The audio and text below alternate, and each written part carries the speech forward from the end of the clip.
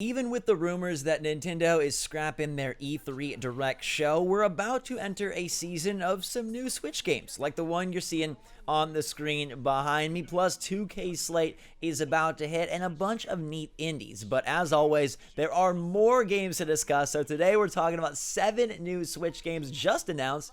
5 of them are brand new titles, 2 are important release date updates, and in our new fancy style, we're going to watch the trailers together and decide if these games have earned our thumbs up or our thumbs down. So make sure to let me know in the comments down below which of these titles you think look good, which ones you're excited for, and which ones you're not. Make sure to hit that like button if you enjoyed this video, and have fun finding out about the new Switch announcements each week with me. Now, I'm going to be honest with you and tell you that this week could have been so much better for new Switch announcements. It could have been one where I'm like popping freaking kazoos and throwing streamers and getting crazy, but EA don't play like that. Instead, they partner with Stadia, a failing streaming service, and are bringing Jedi Fallen Order, FIFA, and Madden to that platform, but not to our Switch, which blows my mind and upsets me so much. It would be so good to have Fallen Order on Switch.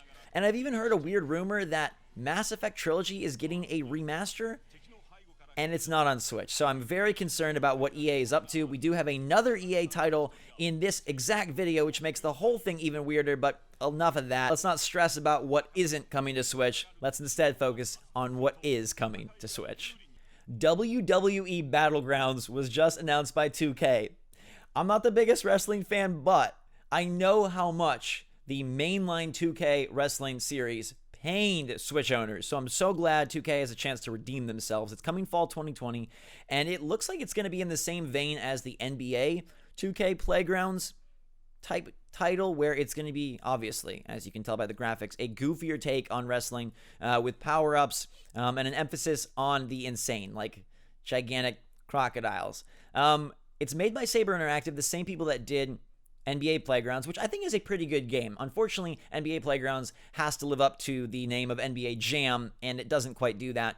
But I think people, and especially wrestling fans, are excited for this one, especially given how much the mainline game sucked on the system. It's good to see, hopefully, well, I mean, if it's good, it'll be good to see wrestling return to the Switch in a fun way. Personally, this is one I can get into. I'll never play the mainline franchise, but if this is good, and it's like arcadey fun, I could definitely give it a go. So I'm interested to see what happens when this hits in the fall.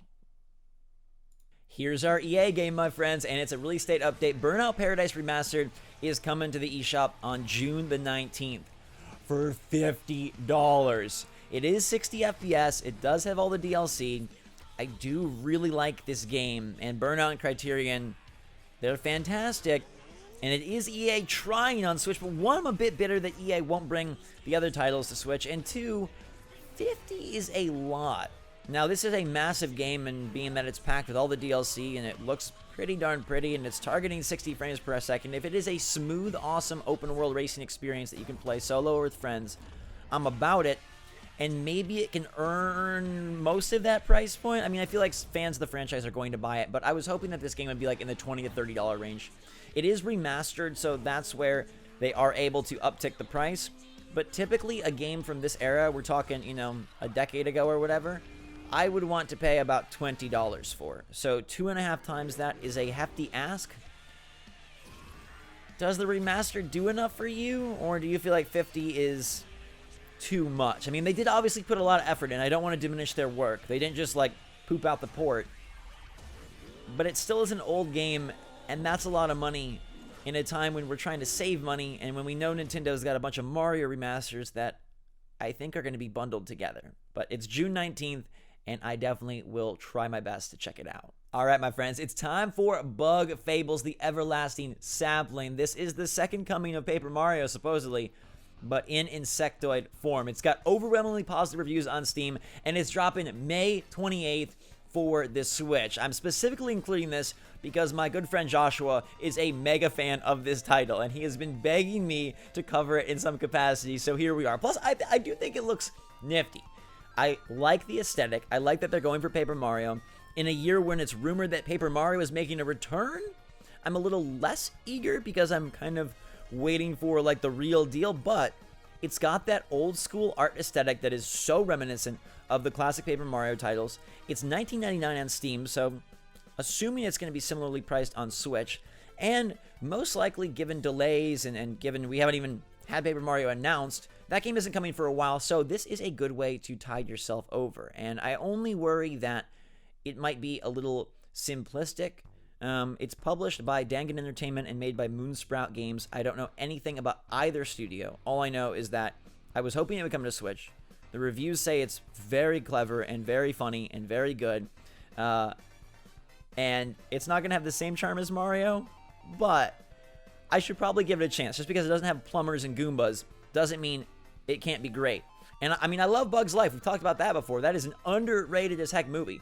Maybe Bug Fables can fill the same slot as an underrated Mario RPG alike, and one that the Switch could really use this month.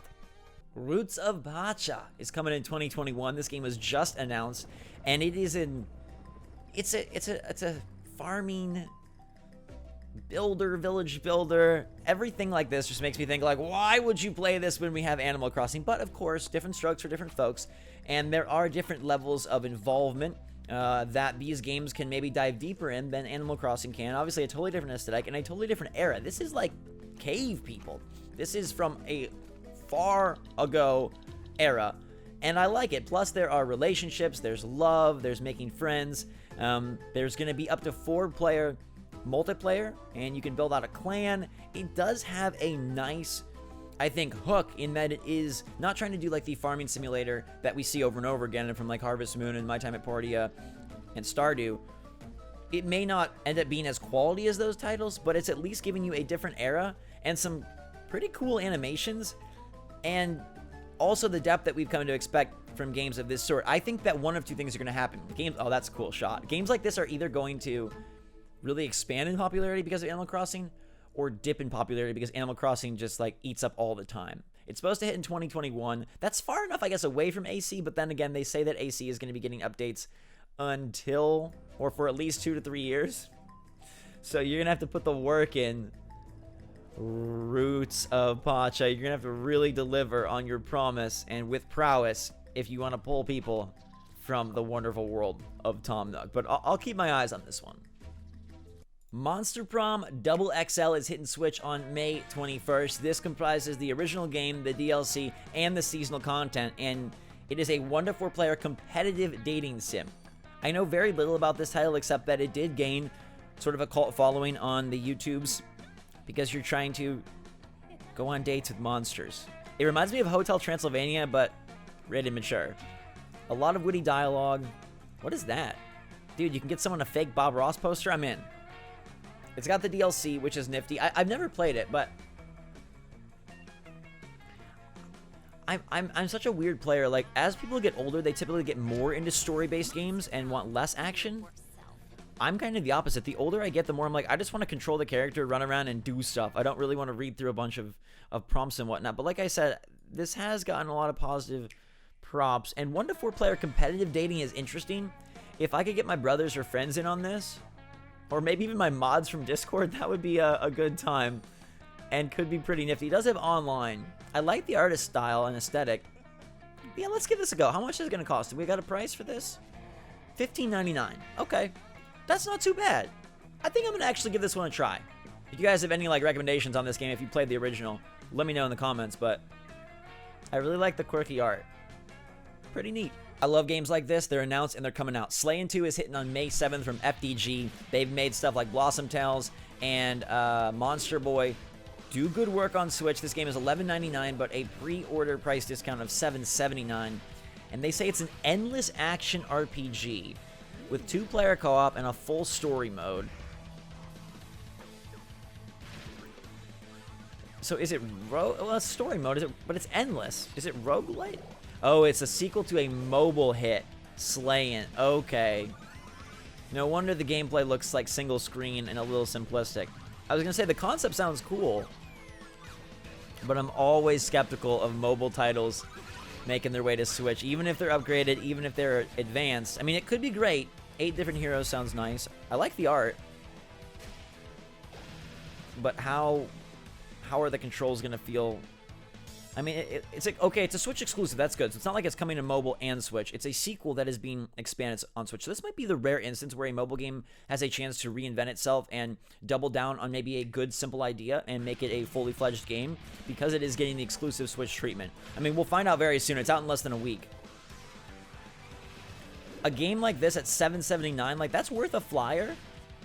The idea of, like, endless action with lots of bosses. My only concern is you saw right there. I'm gonna pause this. I'm gonna move back. Look at this combat right here.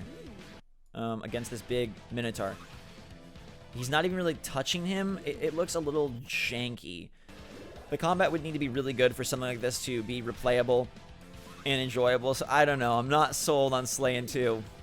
Are you? Our last game of the day doesn't have a trailer, so we'll take a look at screenshots and a GIF. It's called Urban Flow, exclusive to Switch later this year. It's got a campaign and endless. It's a multiplayer game where you have to control traffic lights to prevent car crashes. Now, conceptually, this is like reverse Burnout, which initially began as a franchise all about the crashes. But there's some games on Apple Arcade that remind me of this, where you're controlling traffic that I really like. So if this is cheap, and if it does have appealing gameplay, it could be pretty nifty. It's got a very basic art style, but a lot of nice colors, and this idea of like controlling the traffic lights, and if it is going to be very like tactile touchscreen, and which I assume, and moving around quickly, it could be a nifty diversion. It's dropping exclusively on Switch Q2 this year, so sometime very soon. But I love the color palette. I like the idea. And I just wonder if the gameplay is going to be satisfying. It does have drop-in, drop-out local co-op, which is kind of nifty. And this GIF looks promising. If it's like $5, it could be an interesting one. There you have it. 7 Switch games coming your way soon. Which ones look good to you? Which ones don't? I'm still a little cranky over EA and their refusal to put their big titles on Switch. But Burnout Paradise, it's expensive, but one that could be a very quality title for a potentially slight summer of releases. And then the Bug Fables game, man, I'm skeptical, but if it does have the charm and it does have the funnies of Paper Mario, I'm in, especially since we don't know when a true Paper Mario is coming, if it's honestly coming. And then I think, you know, Monster Prom XXL isn't normally my style, but I'm going to give that one a go. The competitive multiplayer aspect of a dating sim with weird monsters, it's kind of interesting, and I want to see it for myself. And then WWE Battlegrounds, like, if that ends up being good from 2K, one, oh, that'll be a huge relief for wrestling fans, and two, there's nothing wrong with, like, arcade sports games. I mean, I miss the era of NBA Street and NFL Street and games like that kind of, like, taking over the space. So while Playgrounds for the NBA basketball side of things isn't my favorite, there's no reason WWE can't come in and be a really fun sports experience. So I'll give that a look later this fall. What are you guys interested in? Let me know in the comments down below. Hit that like button if you enjoyed the video and are excited to find out next week's slate of games. I'll see you then. Until that time, have a fantastic day. Stay safe and stay healthy out there. We're running out of trailer, so we gotta go. But until next time, everybody, I love you a lot. Appreciate your support. Join our Discord, link in the description below. SwitchForce, out.